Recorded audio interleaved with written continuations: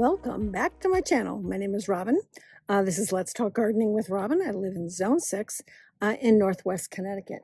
So yesterday, I just give you a very quick, brief overview. Well, it's now almost 80 degrees. It's amazing what happens when you suddenly have sun and warm weather. So a lot of things have popped in the last day, and I've gotten some stuff done. So I wanted to take you around and show you. And of course, somebody's coming up with equipment. I just can't win when it comes with the equipment. This person's, I guess, putting down lawn fertilizer. Between that and the wind, we're going to muddle through today and see what happens. So let's take a walk around and see what's going on. So let's start right over here on the side of the garage. So you can see there's my arbor, if you're familiar with my garden.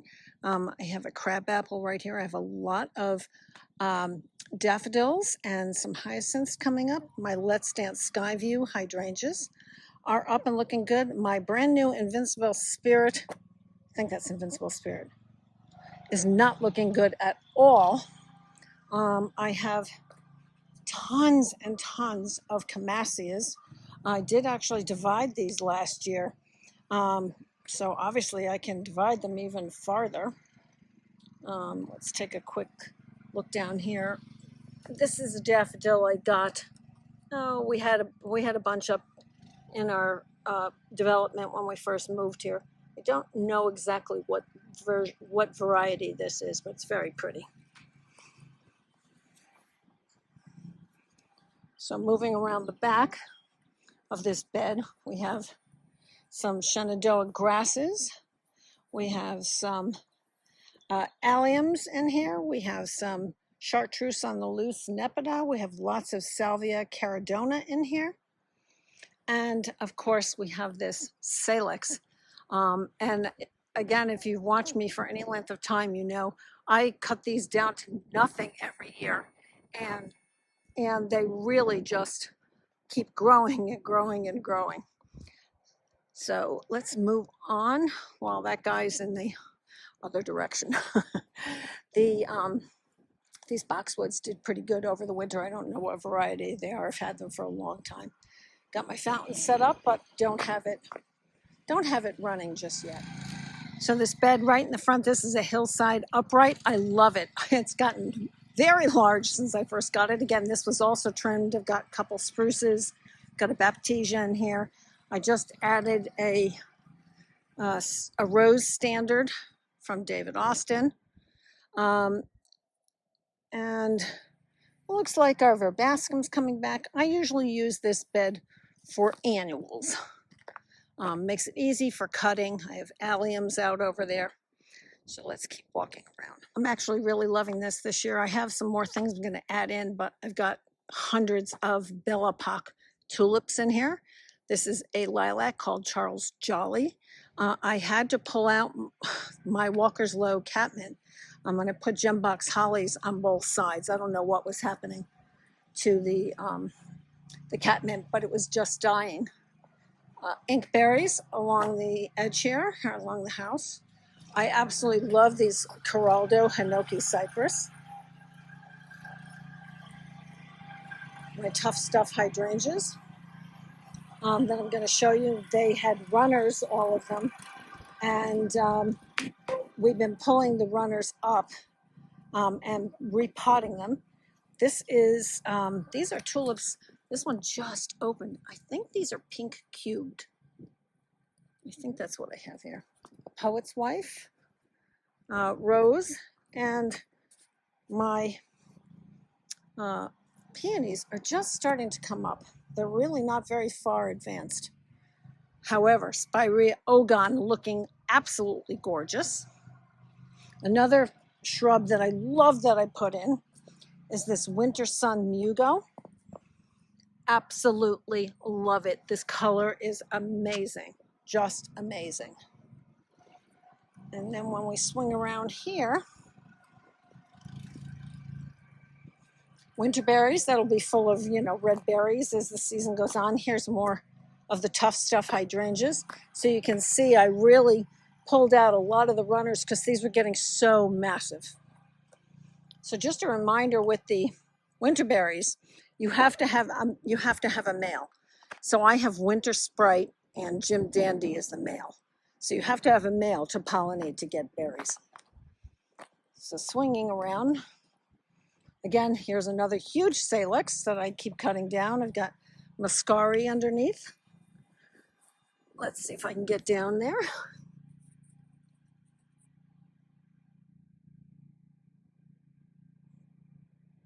And lots of tete-a-tete daffodils. So right here is my new pink flare cherry. Aren't those Spirea ogons behind it just gorgeous? So this is brand new for me this year. This is the first time it's going to bloom. Bees are already really happy. I'm glad to see there was no damage, and I love the bark. You know, that's always something that I look for. So here's, I know you, if you follow me, you know I've talked many times about really coppicing my red twig dogwoods here in the front. Well, we finally did it. I know last year it was like late May and we were like, oh my God, did we kill them? Because I only took bits and pieces out last year. This year, I really took them down because they were getting so tall. They were really blocking the house. There's another Geraldo Hinoki cypress, another spruce that's same as the one over there. Pachysandra, I don't have there by choice. I have lots of bulbs. I have some dahlias here. Dahlia, uh, daffodils. Sorry, my mind is closed off at the moment. What is that? We've got some. Sorry, the noise is distracting me. Beautiful color on these hyacinths. Absolutely gorgeous. And in this bed, you know, once the red twig dogwoods grow back up, you know, there's actually a fair amount of shade in this direction. And then right there in the middle, you'll see is my hibiscus, summerific hibiscus, perfect storm. That doesn't start growing till very late. I have a lot of perennial mums that I've been putting in the last couple of years, and I ordered quite a few for this year. And isn't this a lovely stand of tete-a-tete daffodils? I love that. Quick fire hydrangeas, all cut back here. There's still so much cleanup to do. I mean, so much cleanup. We've gotten some done, but not a ton. It's my Campania fountain. Eric and Christopher, I think this is the same one you got. I've had this forever and a day. It's much larger than the one you just put in. Peonies are starting to come up. I've Ito peonies and regular herbaceous peonies. Peonies, she said, peonies. Some are bigger than others. Here's Festiva Maxima. Coral Charm is up pretty good. So something else we coppiced this year were the Catinus smoke bushes. Here's one, and here's another. They were just literally getting up over the size of the roof, and they were just too big. So coming down the path, again, if you're new to my channel, this is got a French drain underneath it because we have so much trouble with water. Along the side here, we have 9 barks, summer wine, and what's the other one? I can't remember. More salix right here. Hashura Nakichi. She can't talk today. Oh my goodness. I've added a lot more evergreens. A lot more, is that a word? I've added many more evergreens to this bed. I've got a new rose called Dancing in the Wind I got from Heirloom Roses. Some more mini twist pines because I love them. Another big mini twist pine right there. Love that.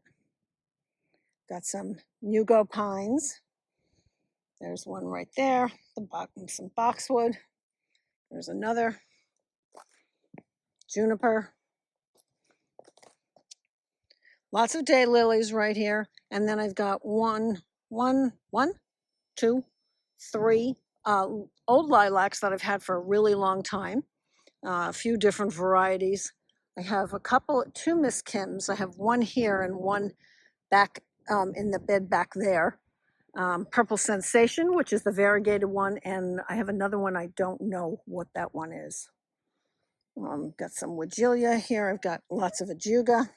Here's another Geraldo Hinoki Cypress. Again, I just love the pop of color. I've got things falling over all over the place here. This Ilex Steeds does not look so good.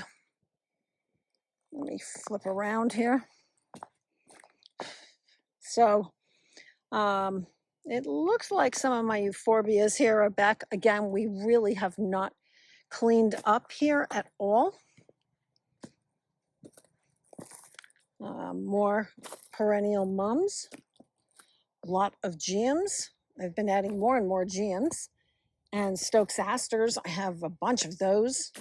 Also, I have Stokes asters. Everything seems to have come back up. I imagine if I look carefully, I'm probably going to find red lily beetles, because that seems to be the bane of my existence after voles. So let's keep walking down here.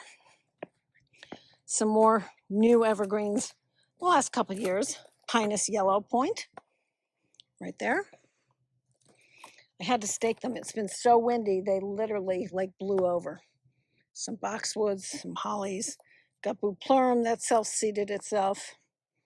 This bed is relatively new in the last couple of years. Bugs are starting to bother me. Got a weeping spruce here. Another mini twist. Sesky gold birch right here. A nice clethra, great smelling shrub. It breaks dormancy kind of late. It's just starting to pop out. Brandywine viburnums. And then when we get back down here, I've got some potatoes and onions. So let me shoot you a view this way. So we've got hawthorn, and those are starting to leaf out a little bit. We get gorgeous flowers on those in the spring. So let me backtrack. Over here. I don't want to dawdle too much, but I do want to show you some stuff. So there's another clethra. This is ruby spice. I've added a couple of, there's my little river birch. I absolutely love that. Finally, over here, all the tete-a-tete daffodils are up. I mean, literally the ground was frozen not very long ago. And again, over here, here's another invincible ruby, and this one is doing fine. The other one looks absolutely dead. Added a blue shag pine right there. Ogon, of course, Ogon. Look at the size already of the monkshood here. It's crazy. Just crazy. We've got a bridal veil spirea here. It's a little cockeyed looking, but it fills this space quite a bit. Calycanthus Michael Lindsay, great smelling sweet shrub. Finally blooming. Mock orange down over here. Got a lot of verbascum down there. I wonder if it's actually come back. Got an invincible mini morvet. Hydrangea down there also. I also added, I added some arborvitaes here that I just picked up last year. And I don't know how well they've handled the winter. It looks like there's a fair amount of damage, but I'm trying to get more of a windbreak here. So a lot of Mount Everest alliums here up. Festivus gold 9-bark. I just love the color. I love the spring color. Tiny wine gold. Another thing to come out very late. This is a very unique shrub called Wickstromia. I know I've talked about it in the past. I showed you yesterday or the other day, I'm not sure when you're watching this. I'm trying to just get dahlias in the greenhouse at this point. I'm trying to move most everything else out. I still have ageratum and agastachy. It does look finally like my flamethrower redbud is going to survive. Yay. We've got a lot of, this is a daffodil called Bella Estrella. Whoops. And I do have, I think, some more in here too. I do have some more. I wonder where they are. It's a good question. Okay, standing back. Lemon thread cypress, chamaecyparis. My favorite tree here is this Abies concolor. When you rub it, it smells like orange. It's very cool. Very cool. These two spruces don't get enough sun, so they're not doing great. Oh my God, the bugs are driving me crazy. Sorry, keep flipping my hand. Here we have a nightlight chamaecyparis and a Roald Dahl, David Austin rose. Popped some dahlias in the ground the other day. So far, they seem to be doing okay. I think the nights are now warm enough. These are all At Last roses from Proven Winners. Got a new peony I stuck in there called Carl Rosenfeld. It's a nice, deep, dark purple red. And I have some lilies planted around it that haven't shown up yet. These are some ilex called Golden Hellery. And they look a little blech, but they made it through the winter. Hakanakloa right here. Not sure about that black mondo grass, but oak leaf hydrangeas. Again, do not cut your oak leaf hydrangeas. You really want to put them in a place where you don't have to move them, touch them, or anything else. And we pulled off the spent blooms and most of the spent leaves, but otherwise you're pulling off the blooms, which formed last year. Again, lots of stuff hasn't been finished cutting back. I got some of this, the autumn joy sedum, but not all of it. More evergreens. A Japanese maple called Acer Mano no Sato. Another double play doozy right there. Definitely going to have to probably pull the sky pencil hollies. They look terrible. Lady of Shalott rose. I mean, everything seems to be basically growing. It's funny because this sky pencil holly looks fine. I'll give you a view this way.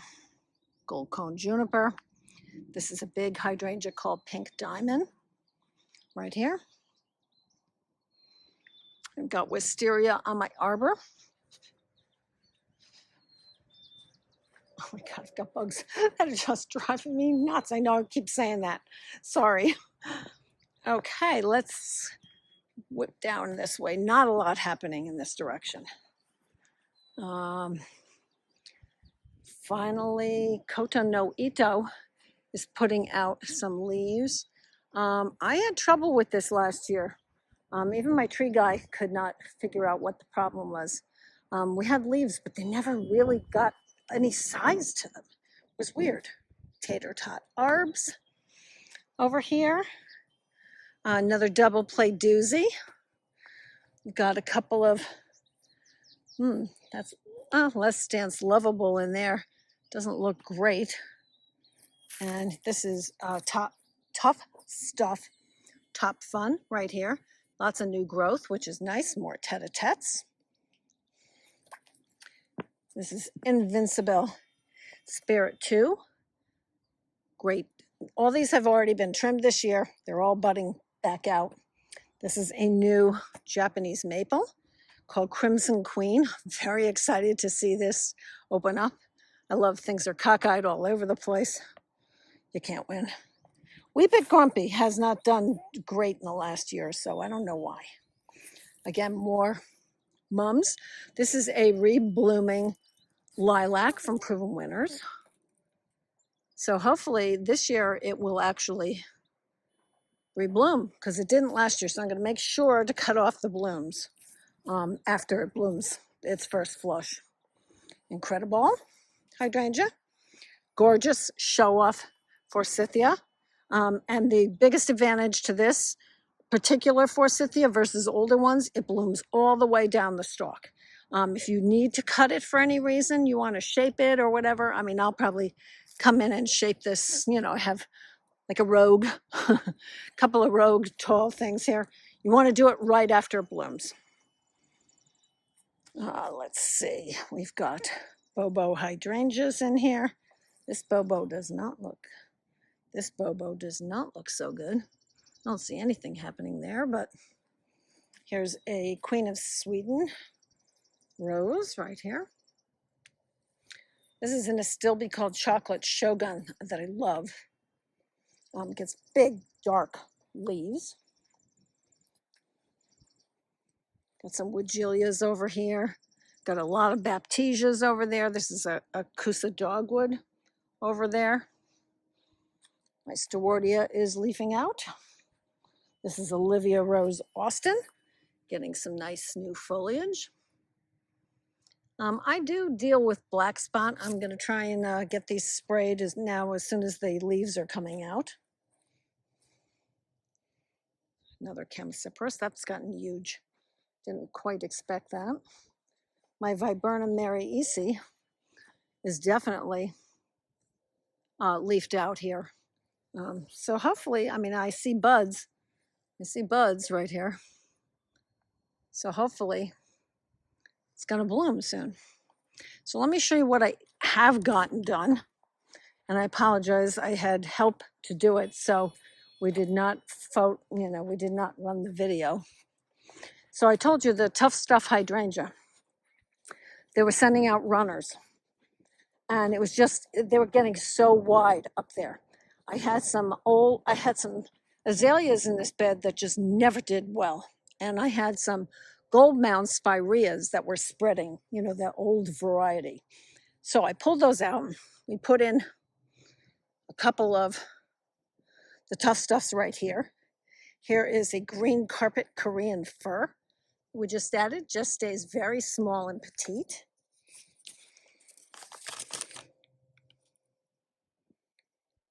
This one is zone 5. It just gets like 1x4, like in 10 years. Likes the sun. Now I've got a bunch of, in these cans, I just potted up, I got from Longfield, leatherwood ferns. So I just potted them up, try and give them a bit of a head start. So you can see here's one that's coming up. So before I get them in the ground, plus I had a bunch of things here that I wasn't sure what was going where. So there's another Tough Stuff. There's another Tough Stuff. We moved some grass back there. Might not get enough sun, I'm not sure. And we also put in, I've been overwintering these Palace Purple heucheras, this one and this one. Kind of self-seeded, probably with the critters moving them around. And I actually saved that all winter. The Pink-a-Blue lungwort looks amazing.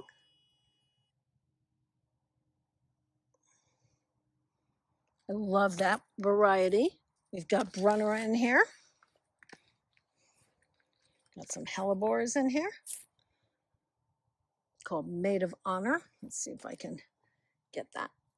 Can I get that? It's super pretty. So that is what I used to call my azalea bed. So we've got a very large French pussy willow here, and we had in the middle a red twig dogwood. So I've got the 3 pussy willows. I did save the 1 gold mound spirea. And then I've got some black-eyed Susans over here. I've got a Winecraft black smoke bush back there. I just have not had any luck with it. I've had it in several different places. Just doesn't seem to work. I've got some Thalictrum in there, and I've got some Regerzia starting to come up. down here. Let's see if I can get, the leaves on this are gigantic. Let me see if I can get down there good. When the leaves open up, they're huge. So that's Regerzia. And it does have a nice flower. It's never flowered for me, though. So here's my dry creek bed that we mentioned yesterday. So I've got a variety of things. I've got to rework this a little bit. I'm not super happy with it. Japanese plum yew here and another one over there. Some grasses from a client. And then I just sort of populated this with a variety of different stuff. Of course, Ogon, caramel heuchera, ladies mantle, you know, things I've moved from all over. There's a button bush right here. And it's alive, just hasn't done anything yet. I mentioned yesterday my leucothoe look absolutely terrible. And just, also, so I've started to take out some of the, you know, accoutrements from the yard or whatever. So here's a comment, and I'm going to do the same as Kate David. I'm not going to throw any company under the bus. However, plants that I've gotten, that I bought online this year, a lot of them have come in terrible condition. I've gotten plants that are just moldy and rotten. I've gotten plants that were packed so badly that they literally came broken. In some cases, companies did replace them, and in other cases, they refused to, which I don't understand whatsoever. These things are not cheap, and I find that very disappointing. You know, it's one thing if I put something in my own garden and it dies, or it's broken, or, you know, I've wasted my money. But if I've bought something for a client, I expect things to be replaced. Again, this leucothoe looks terrible.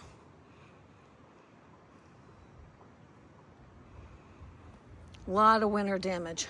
So I lost a cotoneaster. I lost 3 hollies. The 3 leucothoes look terrible. I think I lost that hydrangea in the front. Here's the red twig dogwood that I pulled out from back up there where I was just showing you that hole. Here's another one of those tough stuff hydrangeas. So basically we just dug a hole, we threw in biotone. I always put in biotone. I put down some land and sea, and we popped those in here. Limelight Prime has not started doing too much yet. Mount Hood daffodils, I mentioned the other day, they do get completely white, but here you can see a good example. But they do start out with kind of a yellow blush in the center cup. But by the time they're fully open, they are gorgeous white. I can see them from the house. This nightlight chamaecyparis looks like it has some damage there on the back. Got some nice big 9-barks back here, Diablo. They're very dark, very, very dark. I'm going to walk a little quicker because I feel like this is getting pretty long. Another French pussy willow, some macrophylla hydrangeas. Don't cut those or you're going to cut your blooms off. Another Ilex steeds, burning bush, a artisan pink spirea. There's my swamp azalea. I have a swamp azalea here that gets very pretty color.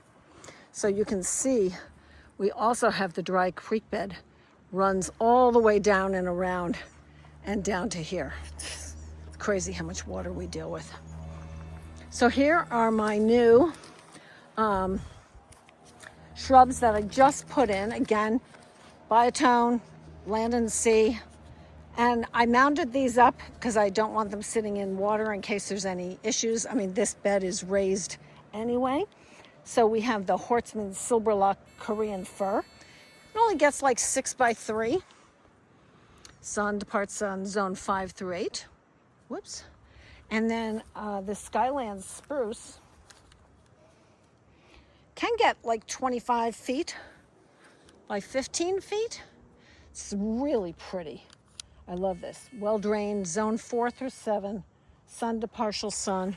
Again, lots of Mount Hood daffodils, and then the Brother Stefan hostas are starting to come up here in the center. I love it. That bench is literally falling apart. I bought it at Brimfield, I think, a million years ago. If you're not familiar with Brimfield, it's a big flea market in Massachusetts. It occurs 3 times a year. There is my Dawn Redwood, standing tall and proud. So I did actually get the tiny quick fires in yesterday. Here we go. They stay very tiny. Oh, looks like that tete-a-tete is actually finished. I showed you yesterday, this is a daffodil called Cum Laude. And then again, I have a lot of perennial mums in here. October Sky, Cheerleader. There's a lot of Walker's Low. Catmint in here. This is a rose called Charlotte. Oops, let me get out of the Charlotte. Got a black lace elderberry right there. Cryptomerias. My white pine is looking a little better than it was, thankfully. So the tiny quickfires, just FYI, are very hardy. I think it's down to zone 3. So let's move on. Aronias, looking pretty good. Had trouble with the aronias in the past where the rabbits have eaten them. Potatoes are really starting to move. My generous gardener climbing roses are doing well. The one I have back there, I think it's called, let's see, Golden Sun Rose. Looks very dead. I have lots of tulips right there. Shallots. Eustacia Vi. I love this. I have 3 of them. Here's another hydrangea called Let's Dance Blue Jangles. It's got a really pretty, definitely pH dependent. A lot of geraniums in here. And I do have, let me swing back over here. I do have a hydrangea here. It's alive. It hasn't bloomed in the last couple of years since I moved it here. I don't know what on earth it is. So until it blooms, I'm out of luck. So let's just take a real quick walk back. This is a picea called Nidiformis. Some self-seeded feverfew. I have giant hostas that are going to come up here. Regal Splendor and Crosa Regal. There's 2 more there. Looks like my Sahara came back. Awesome. So I've got a bunch of seeds still going. Still have, like I said, I have so much cleanup to still do. Oh, so much cleanup. Oh, it's crazy. Nothing new over here. Last year I put in some sedum. This one is called Aurea, and also a sedum called Blue Spruce. Some mountain mint I stuck back in there. Got a bunch of daylilies here. I've got a lot of penstemon in here. More big Shenandoah grasses. I have 3 large firelight hydrangeas. These all look pretty good. Winter gems and 1 sprinter boxwood. Another sprinter boxwood. This ruby ribbons grass really needs to be cleaned up. These sunshine mugo pines are not growing very well. They're really struggling. I don't know. Got an errant Lady of Shalott rose that I thought was completely dead, pulled out years ago, and it's managed to find its way back, which is kind of funny. Got a bunch of baptisias in here. There's another hydrangea, Coosa dogwood. Again, a whole hedge of viburnums. My tree guy has gone through and cut everything. Norway spruce. And I'm gonna just end it here. With things are coming along, they're going slow. Thank you for sticking with me. This is a Durvilla called Ruby Wren. I think it's a little bigger than I wanted it to be. I might have to think about trimming it down a little bit. And I think that's the end of our tour here. I'm gonna stop right here. Well, the shadows are getting kind of long. It's very late. I did get a couple other things I forgot to show you. I got some of my status seedlings in the ground. This is Forever Status. And then I also got in the ground, let me get back over here real quick. and show you. Haven't exactly figured out what's happening with the raised beds, all of them, what's going where. I got some snapdragons in the ground right here, planted some seedlings, a couple of the floret dahlias that I managed to overwinter right there, and Sweet William in here next to where I have some onions. So that's as far as I've gotten with seedlings. I still have a ton, and sort of like Yulia from My Garden said, I have no idea where most of them are going, but we'll figure it out. Trying to sneak into the shade over here by this big chemosiporus. So thank you so much for watching. I hope this wasn't too long. I wanted to give you a little overview of what's happening. Like I said, I haven't done a ton. I'm still doing cleanup. I'm still trying to get some help doing cleanup. But at the same time, I'm working on a new client project. So, you know, I've got to keep my priorities in line. Please subscribe, hit that like button. It really does make a difference. And again, let me remind you that I do have an Amazon store. If I mention a product or you see me use a product in any of my videos, it's most likely linked there, especially the labels I use. I don't know why people don't label their products. You know, even when I'm walking around, even though I know what something is, I don't always remember the exact variety. It just makes sense to put a label there. And the ones that you write on, I find they don't last. The ones I use, I absolutely love. A gentleman from the Connecticut Daylily Society, I had been in his garden once and I was like, oh my God, those are amazing labels. Where do you get them, and what do you do? So I use the P-Touch labeler that's got laminating tape, which is weatherproof. I have the labels, the metal labels themselves tagged in my store, as well as the other stuff. So just something to think about. Again, hope you have a great weekend, and I'll see you in the next video.